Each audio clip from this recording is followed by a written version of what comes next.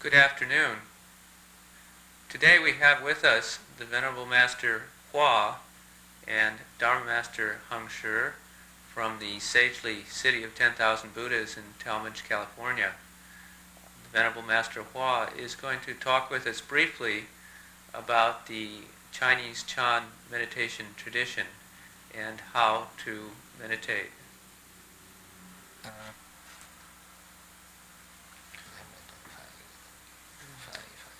Dharma Master Heng Shi will translate for the Venerable Master Hua.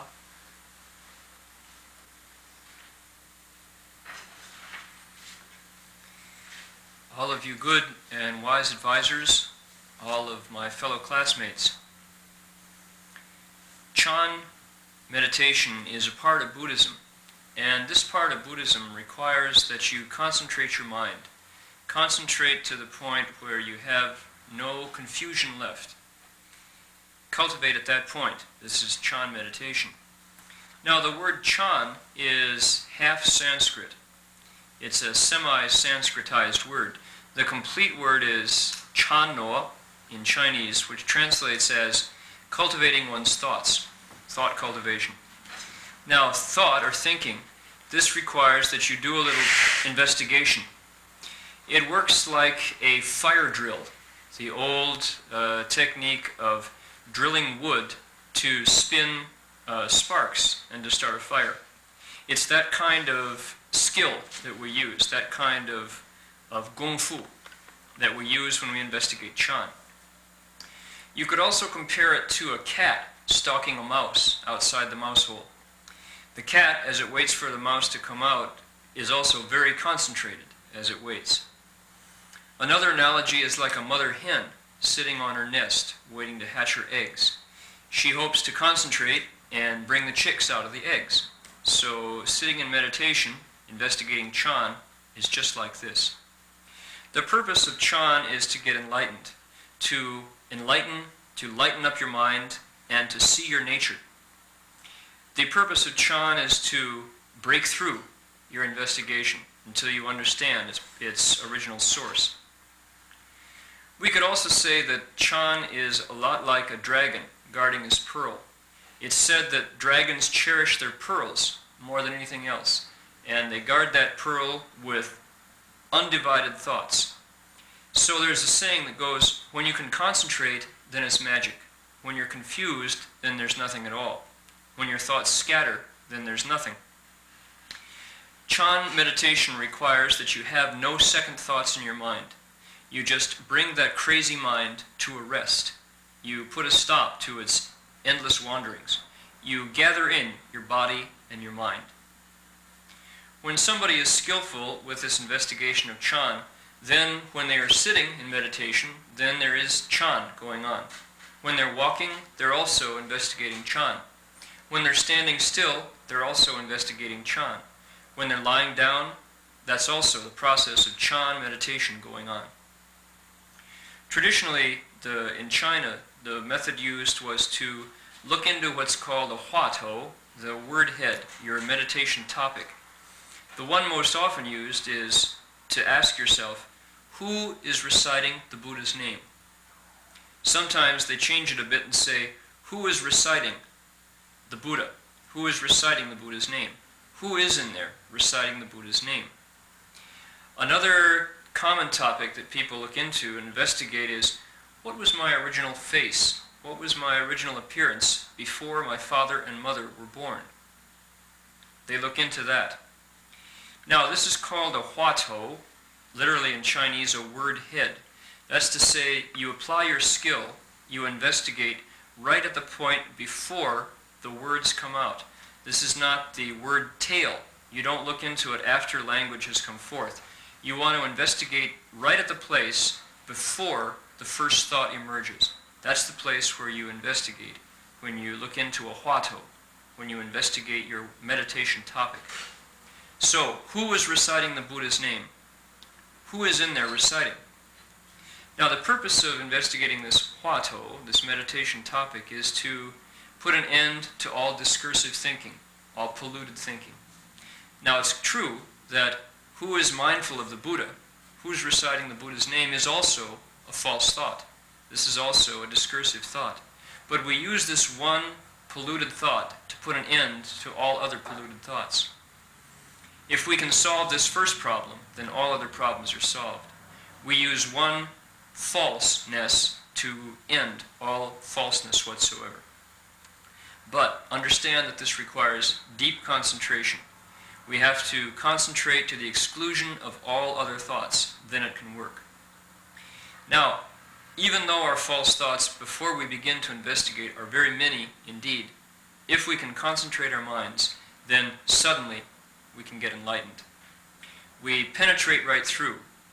Then, at that point, there's not a single thing among all the myriad facets of reality that we don't completely understand.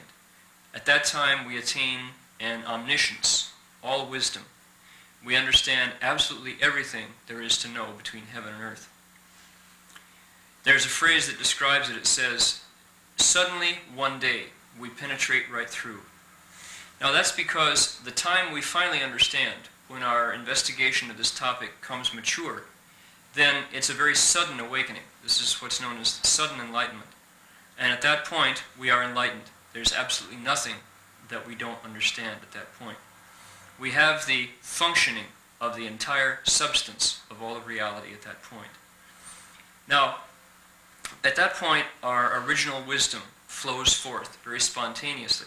We have the working of great wisdom, so it's called the great functioning of the entire substance. The Buddha is simply a person who has the operation, who has control of his own great wisdom. That's what the Buddha is. So we want to attain the state of great wisdom, of omniscience. So what do? We investigate the Dharma door, the method of Chan meditation. Are the other methods good? Yes, they are. The Buddha taught 84,000 different kinds of meditation methods, different kinds of Dharma doors, they're called. And yet every single one of them is a road towards Buddhahood. Whichever method is appropriate to us, whichever one we like, that's the one that's right to use.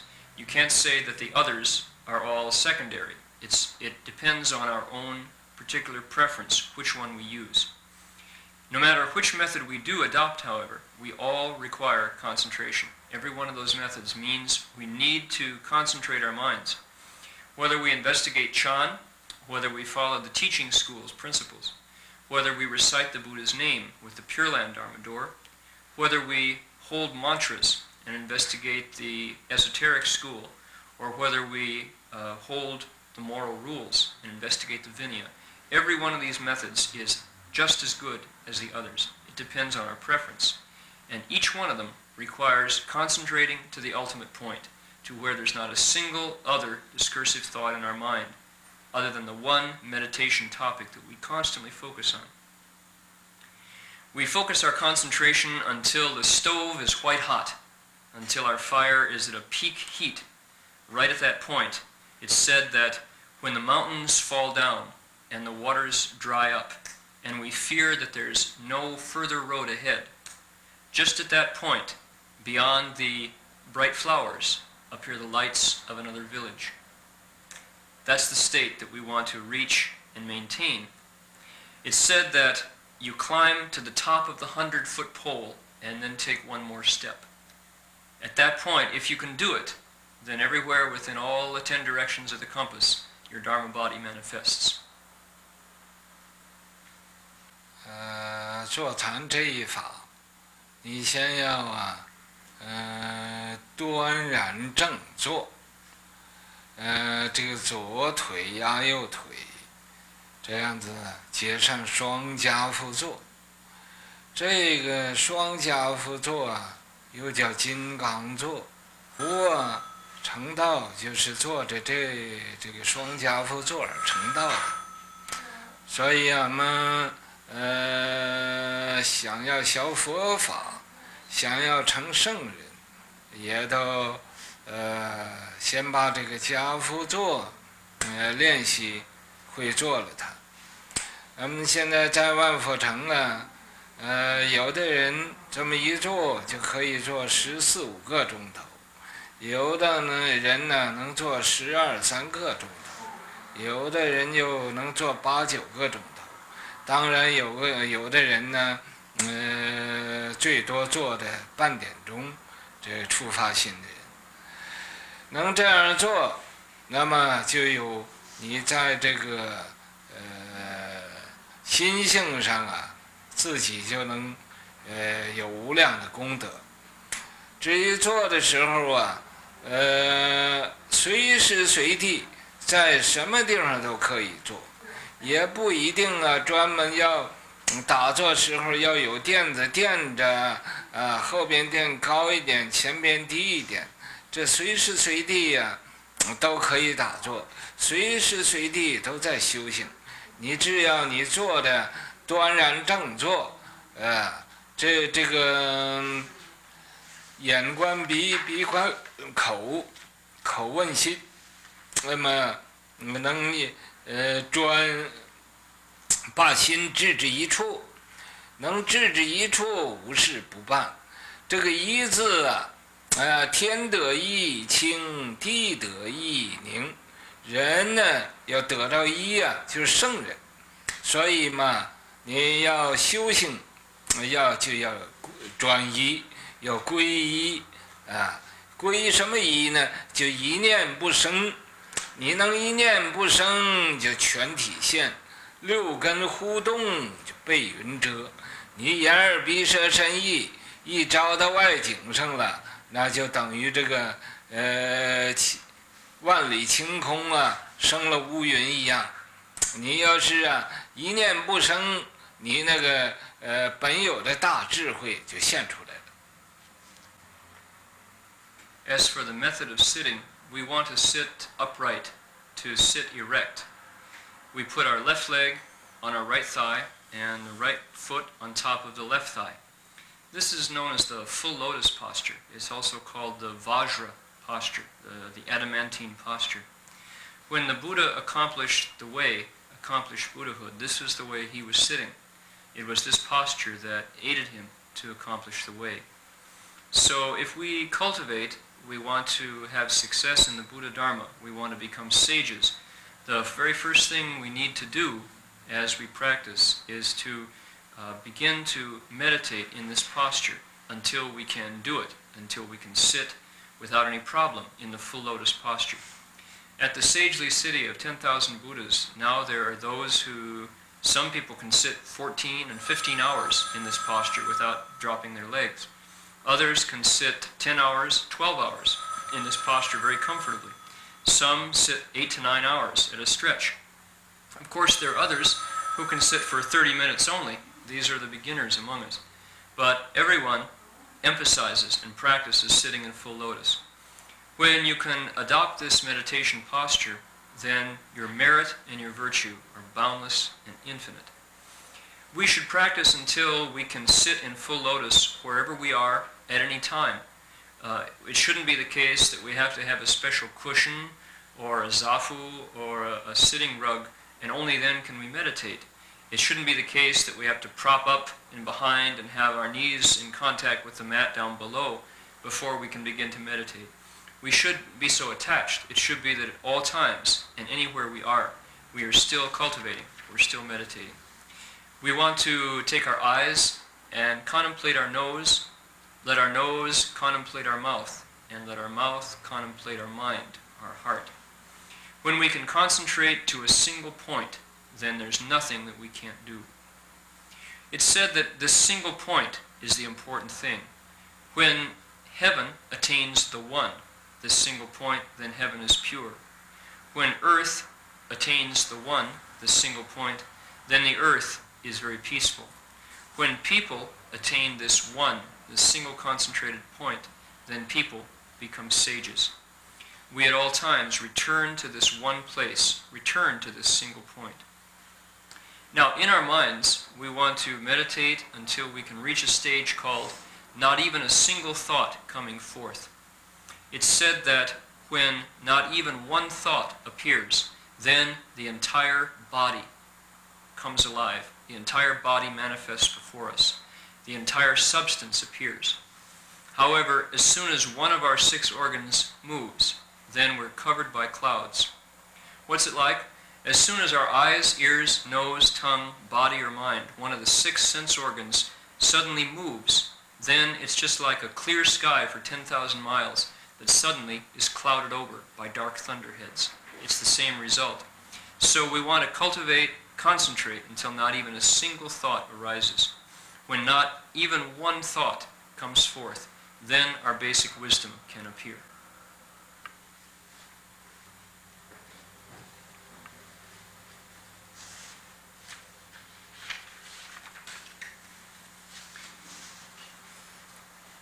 No matter what method we select as our primary focus of meditation, we let that method be our primary Dharma door. Let this be our basis of cultivation. All our other habits and practices are supporting. They are subsidiary to that primary focus of our spiritual work. This is our most important cultivation method. The others simply support it. We need to bring all 10,000 conditions, as it said, the 10,000 variables together to a single point. Then our work can have success. Now, as an example, we may not, on one hand, meditate and expect any kind of success or good news, and on the other hand, go ahead and drink as we please, smoke cigarettes, eat meat, indulge in promiscuous behavior. We can't do that. At the same time, expect to have any luck with our meditation.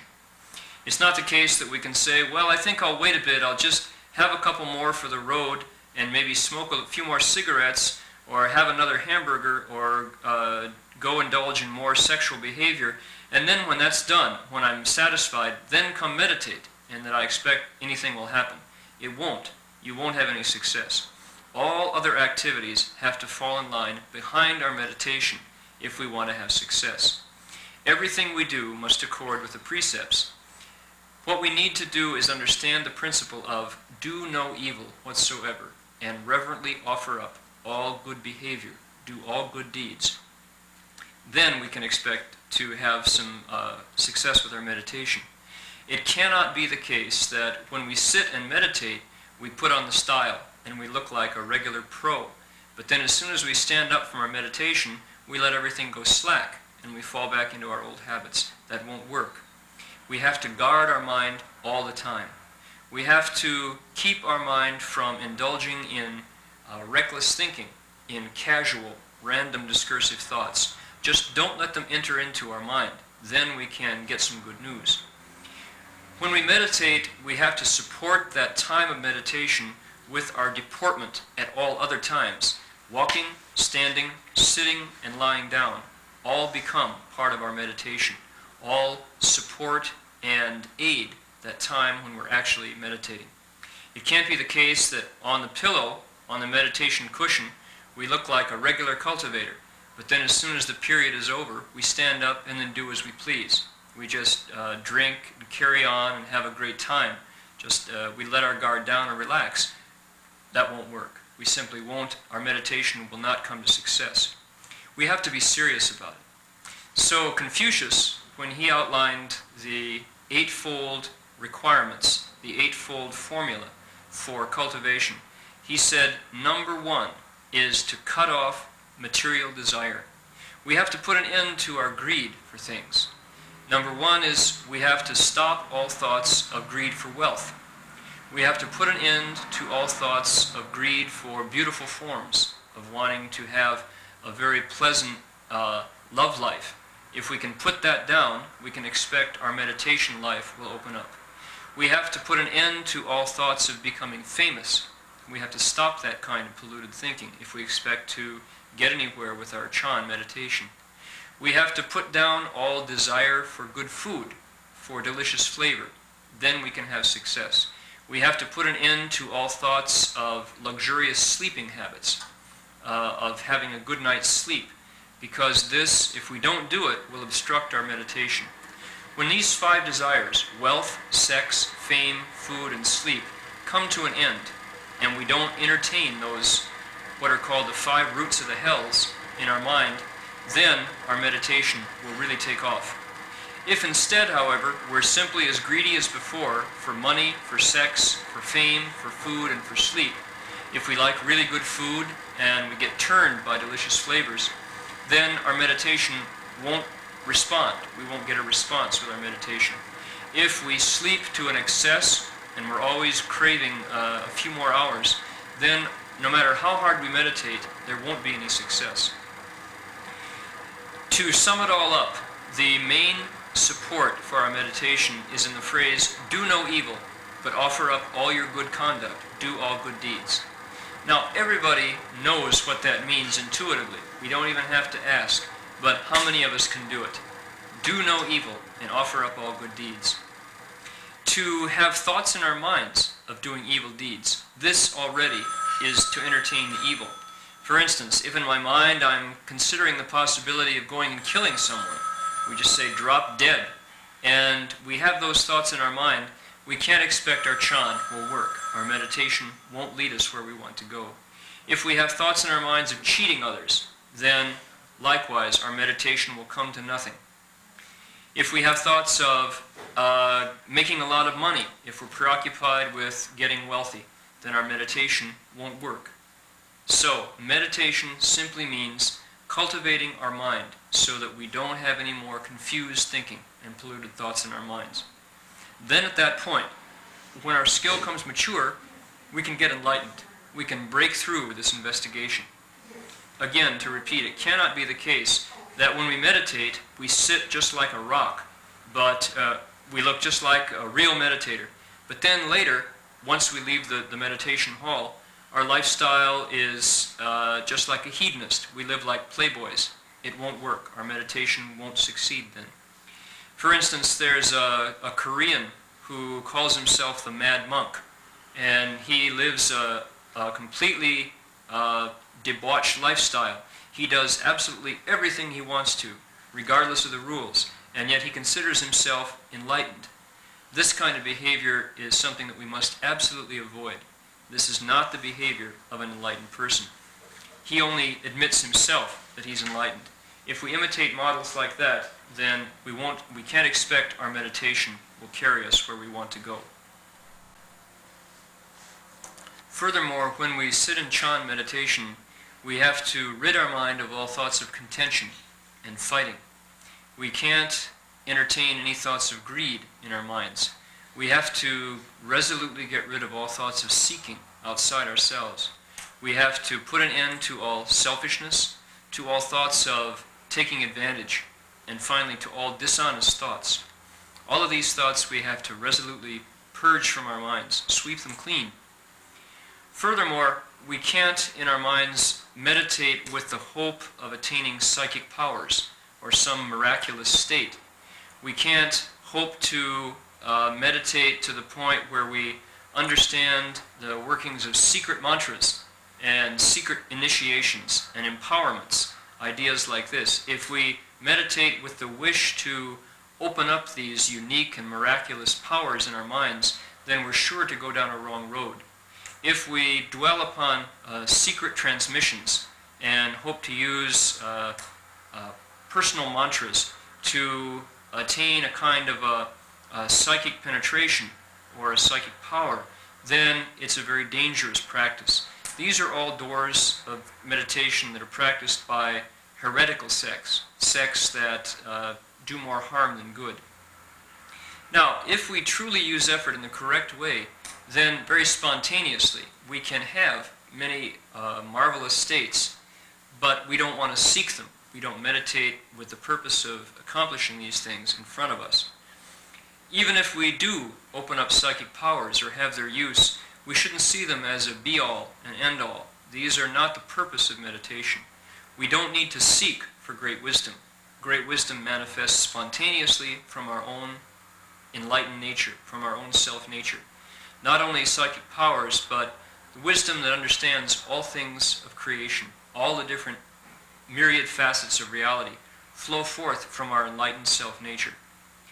Our own nature manifests these things without extra effort of thinking about it or seeking them. So, the Dharma door of Chan, if we wanted to talk about it in its entirety, we could talk till the end of future time, and we'd never come to an end. So today I've had the opportunity to share these few brief words with you about the topic of Chan meditation. 希望各位好自为之，勇猛精进，发大菩提心，成无上大。 My wish is for you that each and every one of you do a very good job in your meditation, that you be courageous and vigorous and don't get lax. Please, all of you, bring forth the great Bodhi resolve and quickly accomplish the great way of Buddhahood. 你如果愿意到旁的乐园呐、天国啊，我相信都会成功的。 If your wish is to be reborn in heaven or in the Garden of Eden or wherever you choose to go, I hope that you all realize your wish and you get what you want.